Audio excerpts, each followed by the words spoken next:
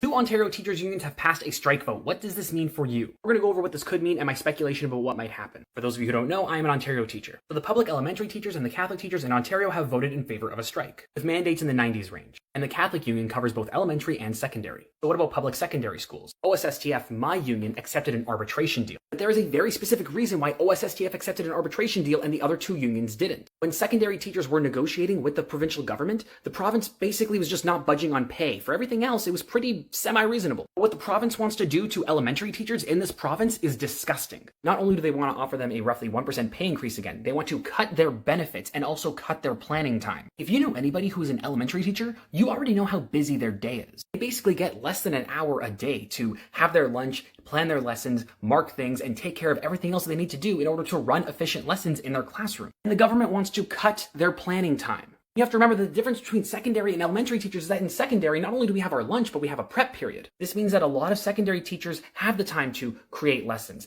and mark and take care of extracurriculars and talk to their students and do any of the duties they have in a day. Talk to an elementary teacher in Ontario. Most of them barely have the time to eat lunch. You think they have time off at recess? If they don't have duty, there's kids in their classroom sticking behind because they don't want to go over recess, so they can't really do much. Teachers on their planning time are being asked to cover, and they have to make photocopies, and they have to do this, and they have to do that, and they have to call parents, and they have to send out emails, and they have to respond to all these other things. And the government wants to cut the little time that they have every day just to stay on top of their work. Teachers bring home work all the time. We even occasionally have to ask my parents and my in-laws to babysit because of how much work we have.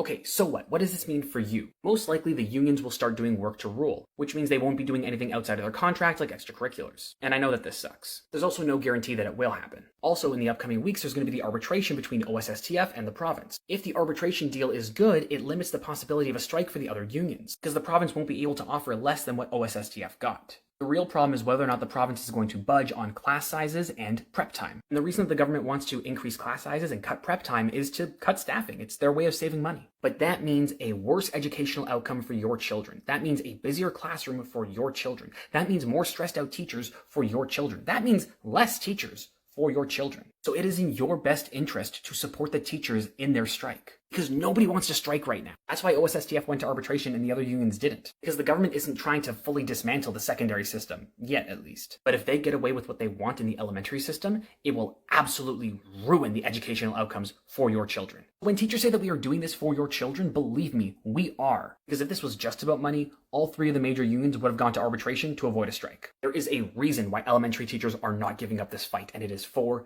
your children.